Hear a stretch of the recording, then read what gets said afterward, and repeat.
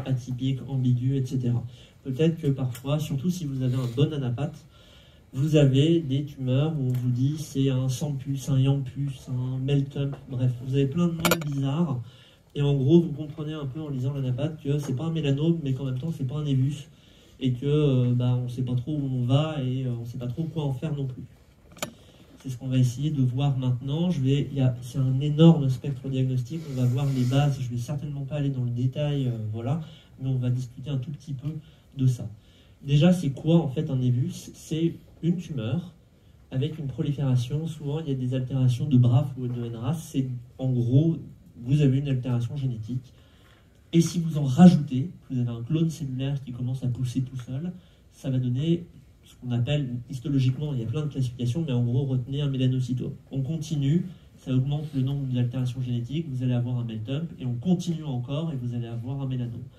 Il faut un peu le voir dans ce spectre-là. Et en fait, autant là, c'est facile, autant là, c'est facile, autant là, du coup, c'est pas toujours facile de savoir est-ce qu'on est déjà, en fait, dans un mélanome, est-ce qu'on est encore dans une lésion un petit peu plus tôt dans l'évolution, finalement, de la maladie. Parfois, ça n'évolue pas de ce type-là, hein. Parfois, c'est juste un mélanome d'emblée. Et en gros, ce que vous comprenez déjà, c'est que tout ça va dépendre aussi de la capacité de votre anapathe. Si vous avez un anapathe qui sait faire de la peau, il va être capable d'avoir ces éléments au milieu. Si vous avez un anapathe qui est un peu frileux et qui ne sait pas faire de la peau, il vous répondra mélanome. C'est d'ailleurs un sujet dont on va parler tout à l'heure, ce qu'on appelle le surdiagnostic. À Lyon, par exemple, on a la chance d'avoir Christine Castillo, Arnaud de la Fouchardière, qui sont des super spécialistes et du coup qui vont être capables de vous dire non, là on est encore dans une tumeur ambiguë, dans une tumeur intermédiaire, etc.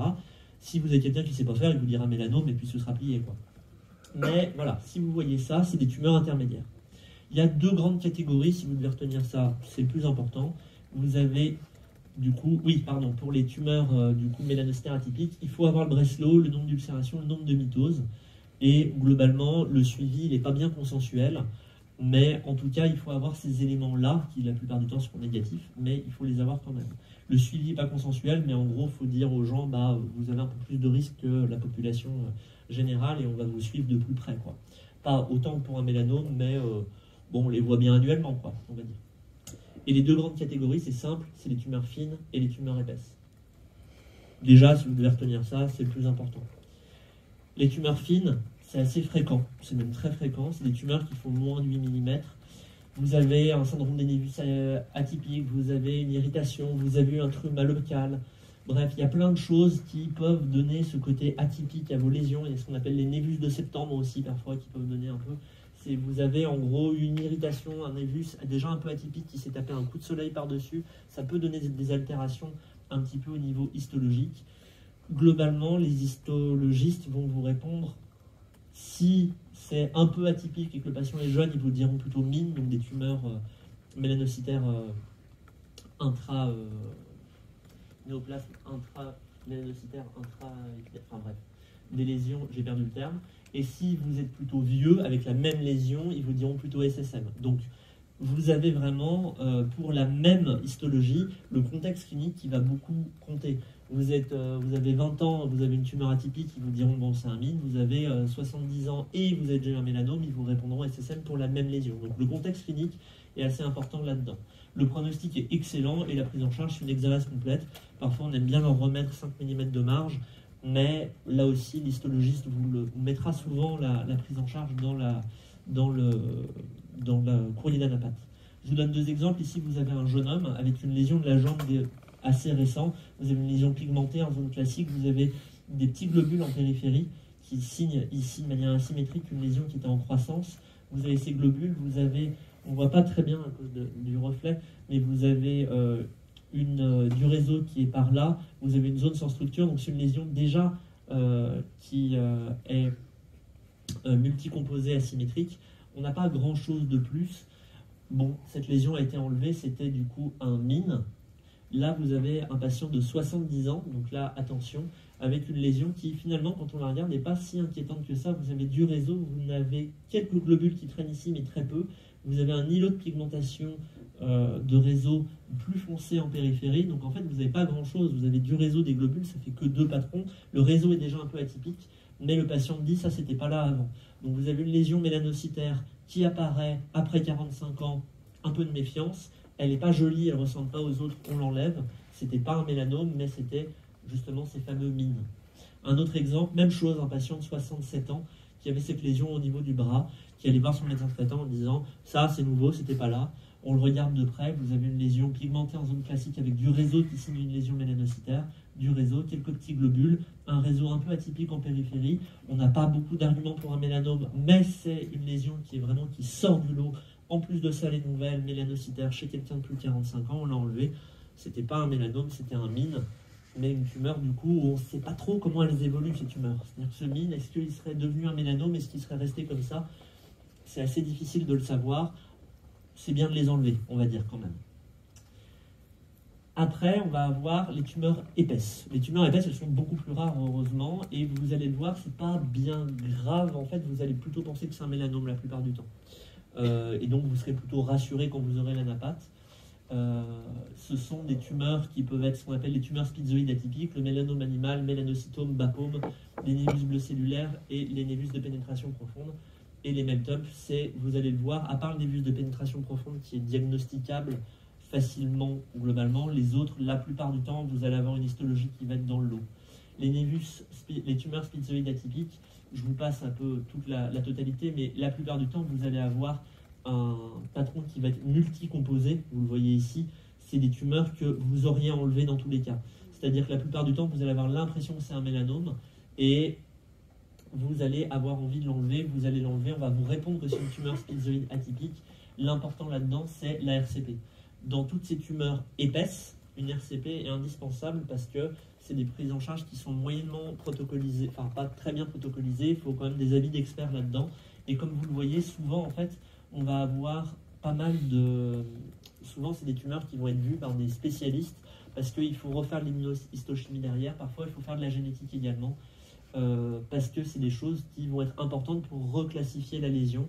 Donc en gros, en résumé, tumeur spitzoïde atypique, c'est souvent des lésions qui sont très moches, vous pensez que c'est un mélanome, vous les envoyez, on vous répond ça, vous êtes rassuré, mais il faut quand même une RCP. Dernière petite chose à avoir en tête, celle-là que vous voyez en haut, et c'est la raison pour laquelle les tumeurs spitzoïdes achromiques doivent être envoyées en anapathe. Vous savez, le spitz, c'est ce fameux névus qui... peut avoir le même aspect que le mélanome avec le fameux patron Starbust pattern. Il y a le cut-off de 12 ans, vous connaissez tout ça, mais par contre il y a le achromique. Et on dit, les spitz achromiques, on aime quand même bien les enlever. Pourquoi? Tout simplement parce qu'en fait c'est très difficile, même sur une lésion qui est quand même relativement symétrique, relativement régulière. Si on se dit c'est un spitz, le problème c'est que c'est très difficile de diagnostiquer un spitz d'une tumeur spitzoïde atypique achromique. Donc les spitz achromiques, il faut les enlever. Parce que du coup, même chez les enfants, ça existe. Et donc du coup, la règle des 12 ans ne s'applique pas à un spitz achromique. Normalement, on l'enlève parce qu'on n'est jamais bien sûr que ce ne soit pas déjà une tumeur spitzoïde atypique. Ici, vous avez un exemple de tumeur spitzoïde atypique d'une de mes patientes, une lésion de l'oreille qui poussait. Vous avez une tumeur achromique complètement, qui est quand même bien déstructurée. Vous avez des zones de régression, vous avez des lignes blanches brillantes, vous avez de multiples types de réseaux. Bref, c'était quand même pas très sympa. C'était le docteur Setti qui l'avait opéré. On s'était dit ça peut peut-être être un mélanome achromique. On était bien inquiet et en fait c'était une tumeur spitzoïde atypique. C'est plutôt rassurant. Là aussi, vous avez un énorme truc où vous dites bon, ça c'est sûr que c'est un mélanome. Heureusement, c'était une tumeur spitzoïde atypique. Le mélanome type animal, même profil. Vous avez en dermoscopie quelque chose qui va être très très inquiétant, qui va vous faire penser à un mélanome. Et en fait, c'est une tumeur qui est beaucoup moins dangereuse qu'un mélanome classique. La malignité est relativement faible. Le problème, il est plutôt local. Et donc, du coup, c'est essentiellement des exérèses en latéralité. Dans tous les cas, là aussi, il faut une RCP. C'est juste que si vous entendez ce terme de mélanome type animal, le pronostic est moins sombre qu'un mélanome classique. Voilà, il faut juste l'avoir en tête. Mais de toute façon, vous l'auriez envoyé en anapathe aussi. Donc, vous ne pouvez pas vous tromper sur cette lésion-là.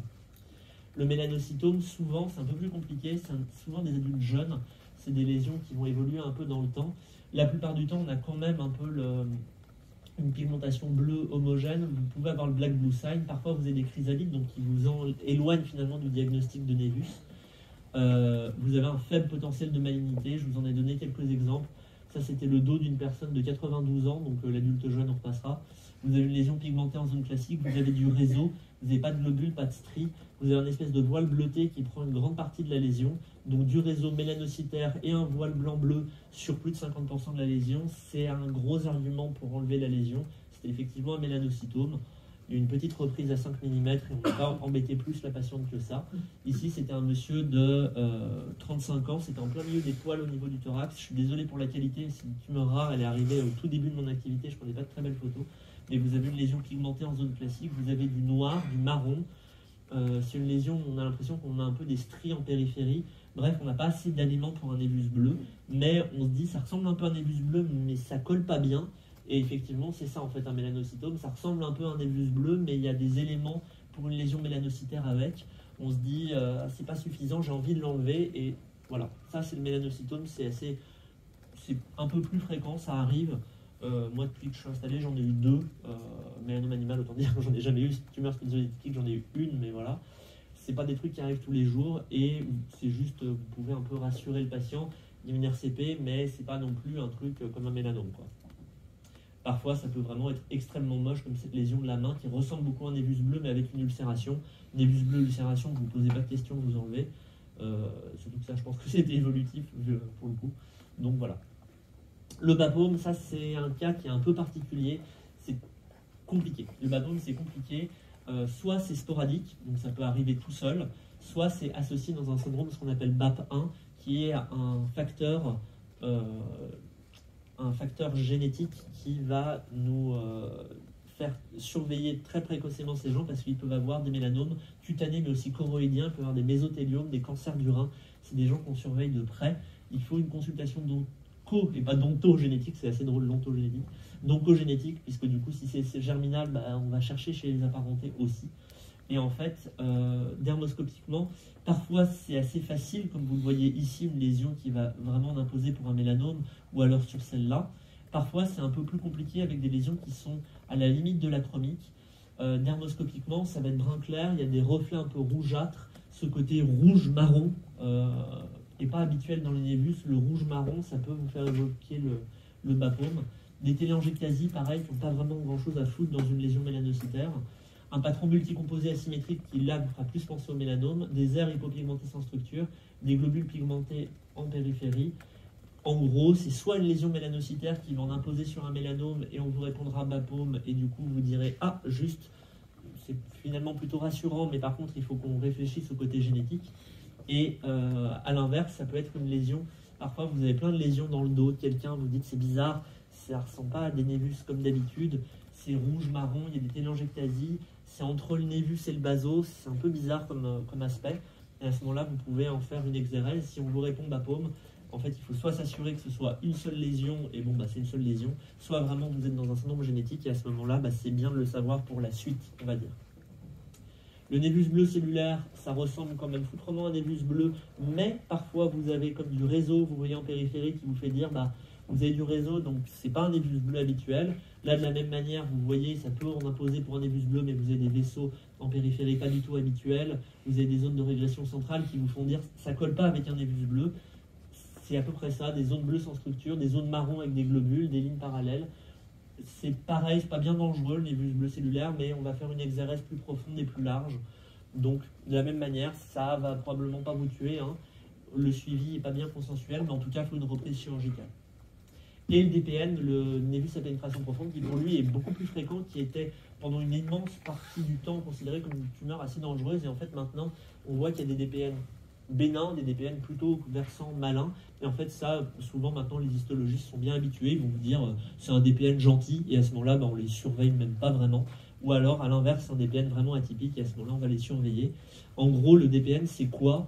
C'est un névus à pénétration profonde. Vous avez une lésion mélanocytaire avec un endroit, vraiment, vous avez l'impression que c'est beaucoup plus profond. Ça peut être bleu, vous vous dites, en fait, ça ressemble à un névus, mais avec un névus bleu dedans. Voilà, c'est le côté typique, c'est un névus bleu, c'est un névus avec un névus bleu dedans. Vous avez un névus avec un endroit, vous dites, c'est plus profond à cet endroit-là. Ou alors ici, vous avez comme un névus avec un névus bleu à l'intérieur. Vraiment, ce côté, vous avez l'impression que vous avez deux lésions l'une dans l'autre. Un névus bleu dans un autre truc, ça fait penser au DPN. À ma connaissance, Marie pourra me corriger si je dis une bêtise. ça reste quand même assez consensuel de les enlever pour au moins que l'histologiste nous dise que c'est un DPN bénin, puisque même si c'est le plus fréquent d'avoir des DPN plutôt bénins, bah, faut quand même s'en assurer. Et moi, j'avoue que j'ai quand même quand cliniquement, je dis ça ressemble quand même à un névus de pénétration profonde, je les enlève systématiquement. Pour l'instant, j'en ai pas eu de mal. Hein. Ces 3 exemples sont des DPN bénins de malapatientèle. J'en ai eu 3 depuis que je suis installé. C'est pas non plus fréquent, mais ça arrive quand même relativement plus fréquemment. Enfin, les meltups, bon, ça ressemble quand même beaucoup à un mélanome, donc vous ne prenez pas trop la tête, ça ressemble beaucoup à un mélanome et vous les auriez enlevés quoi qu'il arrive. Pareil, l'important c'est surtout que si vous avez ça, là c'est un peu plus compliqué et souvent la surveillance va être un peu plus serrée pour cette catégorie-là. Donc les messages principaux, les tumeurs fines sont de bons pronostics et on va beaucoup réfléchir par rapport à l'âge. Et donc dans les tumeurs épaisses, en gros, si vous avez ces différents types de lésions, soit c'est des lésions où on va préférer faire une exérèse un peu large, mais on va les surveiller de manière plus lâche que pour un mélanome. Et le seul truc à avoir en tête, c'est le BAPOM, qui peut rentrer dans un véritable syndrome génétique spécifique, qui nécessitera un peu plus derrière. Et dans tous les cas, vous ne serez jamais seul, puisque ces lésions nécessitent une RCP quoi qu'il arrive. Mais déjà, c'est des éléments que je vous donne pour que vous puissiez savoir à quoi ça correspond.